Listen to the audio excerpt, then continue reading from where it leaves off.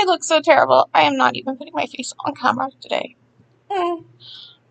I thought I was over the COVID thing. I have lost complete sensation in my two fingers, so I hope that's not a bad sign. I've been ignoring it for the past 4 days, and if it continues, then I might have to go to the hospital. I don't want to go to the hospital. I don't want more COVID around me. Gross. I, even though I already had it, we don't know if people are immune or whatever. So I'm trying to be safe. I want to talk more about the heartache of being the family scapegoat. Also, when it happens to younger children, I've been researching narcissistic abuse, family intergenerational, and children are especially vulnerable when they are made scapegoats and sent to go be out on the streets. Because if you're disowning a child for either being gay, there was this terrible story I read on Reddit by Raised by Narcissist, and the poor kid, his story is that he got disowned because he was gay, and then he ended up being human trafficked, sex trafficked, and it's when you're throwing a child out on the street, they're a prime target for any sort of sex trafficker or human or prostitution. And so this poor kid, he got thrown out, and then he got raped at a party, got kidnapped and raped by a bunch of men. He got HIV. And so basically, when you disown and disinherit someone, it's almost like murder. I mean, unless it's for like a really good reason, then, like violent crime or something like that. But to just throw and disinherit someone on a whim or based on rumors or who knows. But like, for example, my own family, they all have none of them are really all that pristine. I mean,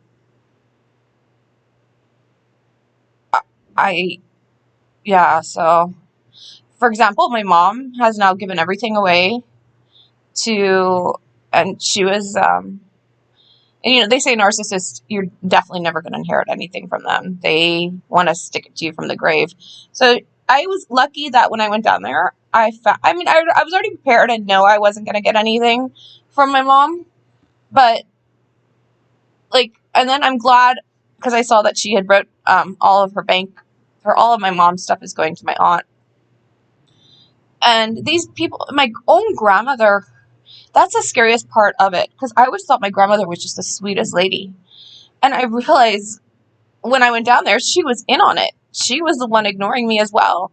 And it's because she wanted to give all the money to her golden favorite grandchild. Just like, it's really the narcissistic. Oh, I just wonder if they're capable to realize how much harm they can cause a person. Being homeless is no joke, and not having a home to go to. This is how extreme it is. My mom had an empty house for 5 years, and she knew I was homeless, and she was making fun of me. Because when I came back from Singapore, from Australia, to San Francisco, I came back with, like, nothing. Like, $5 in my pocket. And I ended up being trafficked, and you're easily taken advantage when you don't have a home or family support to go back home to. You're just so easily targeted for things. People know they can take advantage of you. You're basically a drifter. It reminds me of that movie from Rat Race with Mr. Bean in it. Or, and I never, in my wildest imagination, thought I would ever be homeless. Like, who? I remember as a child just looking at people and like, wow. And homelessness is no joke. And the worst part about it is people assume the worst of you. They're like, oh, you must be a drug addict. You must be crazy. You must have mental health issues. No, I just come from a bunch of assholes. White trash assholes. Like, really? You're gonna turn your back on a family member and never talk to them again? Like, I couldn't do that. I couldn't imagine doing that. That's why, as much as a screw up as my son is, I'm always going to be there for him. Unless he, like, becomes evil, like, you know, like serial killer or kill somebody, then I'll think, but he's not like that. But, I just, maybe my DNA is different. Maybe because I have more of I'm part French on my, because they're very, I suppose, Latin and European families are very more united and together. Um, I don't know, but I come from some weird ass shit, man. And Julia, my cousin and her husband, her mom was from the Hells Angels, okay? So her mom was like this, I liked her. I always thought she was nice, and I don't want to talk bad about her. I don't like talking bad about this lady because I thought she was kind of sweet. Dumb, but sweet. But she was a Hell's Angel, and her husband, who was a Hell's Angel, was apparently sexually molesting my cousin, Julie. So, why am I even bringing this up? What's the point of that? Oh, yeah. So, she doesn't call her own mother for Easter. She didn't invite her mom for this special Thanksgiving, and it was creepy as fuck. My grandmother's looking at me, and she's like, "We have a very special meal planned for your mom." I mean, that was their big issue, was this dinner, this Thanksgiving dinner, and I wasn't invited. You know what I ended up doing? Something didn't sit right with me after I eavesdropped in the conversations, and I kind of realized my mom had some dementia and Alzheimer's going on. My poor mom. She was a bitch, but she probably just really wanted love, and they just took her hook, line, and sinker. Just can't believe that they would actually, and then they ended up leaving my mom all alone. So I think they're trying to pretend to care, and what's even creepier, if the thing doesn't get creepier, this is like really creepy shit now, okay? My grandmother and granddad were like Shriners and Daughters of the Niles, like all this like sort of 33rd degree Mason stuff. And when I was there, my grandmother kept saying she couldn't find her money, that she had hidden it in a book in the bedroom I was sleeping in. And so I don't know if it was done on purpose. Probably not, but it still freaked me the fuck out. There was this like Masonic Temple Rite magazine, and it was talking about murdering and killing people. Scary stuff, like very scary stuff. And it was about like murdering and killing and torturing a person who had strayed out of the religion or whatever. And they actually get into like brutal detail of how they're stabbing him in his eyes and taking his eyesight out. So, so my grandmother kept running around saying that she couldn't find $300. And I was like, I'm like, Grandma, I'm not going to take, I've never stolen from my grandmother. I could never do that. I was like the girl that like, when my mom used to send me to buy cigarettes for her at High's Deli. I used to be the girl that would go back, like if sometimes I would owe the Korean deli guy like 10 cents. No, like a penny or something. Like this was back in the 80s.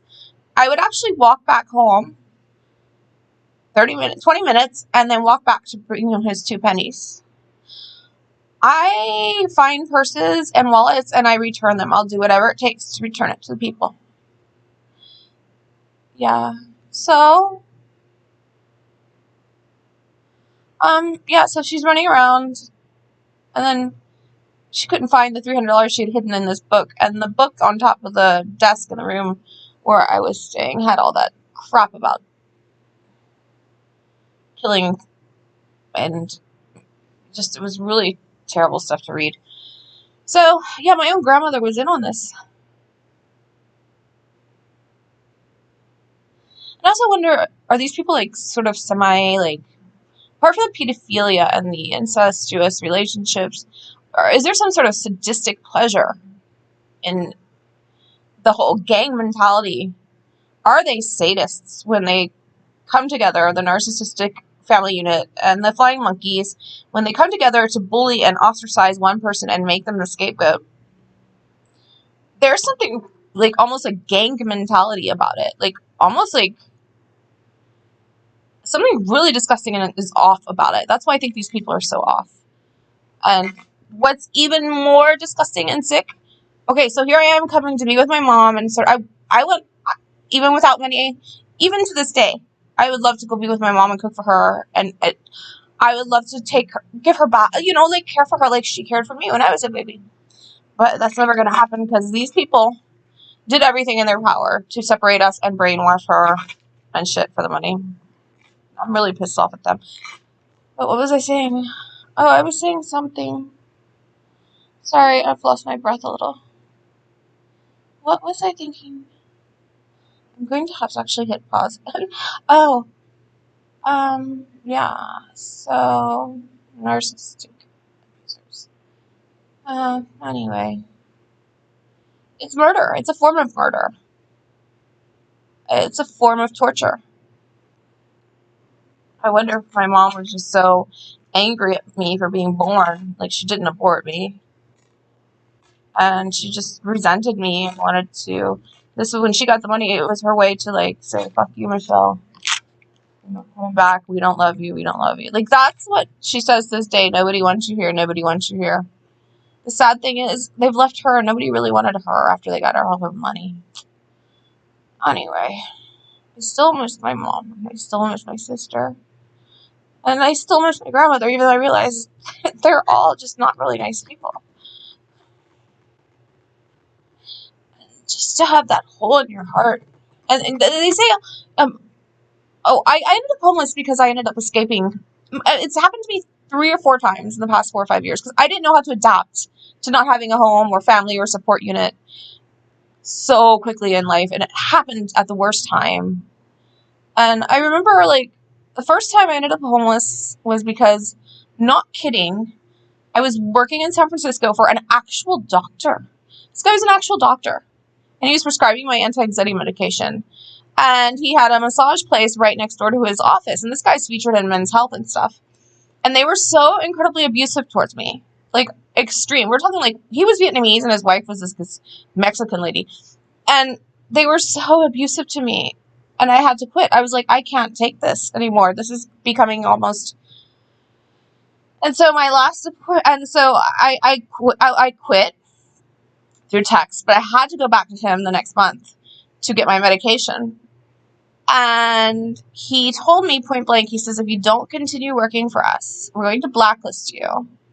And you're never going to work here in San Francisco again because my wife knows a lot of people. And she did. She's a massage lady for, like, the CEO of Google and stuff. So I was like, no, you're not. So he was trying to human traffic me. Like, basically, you don't work for us anymore. And then, yeah, so, oh my God, I've been through hell and back.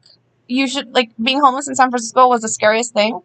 I remember before I left for Singapore, I was, like, looking at homeless people, and I felt bad for them. I was like, what the hell happened to these people? Never in my life did I think I was going to become one. Ever.